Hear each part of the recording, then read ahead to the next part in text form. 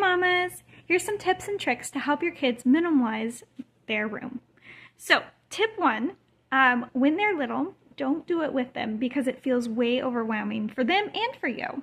When my boys were little, I would have them go out to the park and play with dad, and then I would work on their room. What I did first, so it's a process. You probably might not be able to get this all done, in one go, but I slowly did it.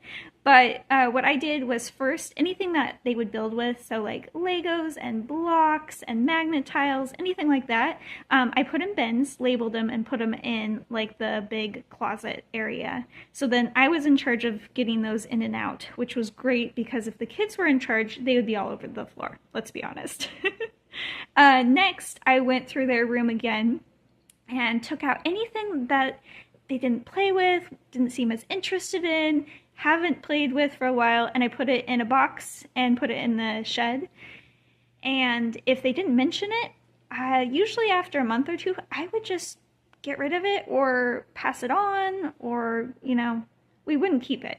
It was nice to have, we used it, we enjoyed it, but then it was like, that's okay. I was okay just letting it go. And they didn't know they were missing it, so it worked out both ways. And then the last thing I did was going through and having homes for everything. So putting things together. So putting all the stuffed animals together, putting all the superheroes together, putting all the random things all got put together. And if they didn't have a category, it was just like random things. That's the box of random things. But then it just felt nice and neat and calm, and then the boys were more excited about going in their room and playing. So that was the first thing I did. The next thing was paper, and my kids love drawing and making artwork, and it was great. I loved it all, but it's hard to keep track of and keep in order and stuff, and it gets all over the room, right? So I had a bin for each of them, and then they just kept all their artwork in there. Some of it, you display on the refrigerator and stuff, and some you're just like, it's in this bin. And usually around Christmas, we take it all out and then send off some to grandparents, and it was great.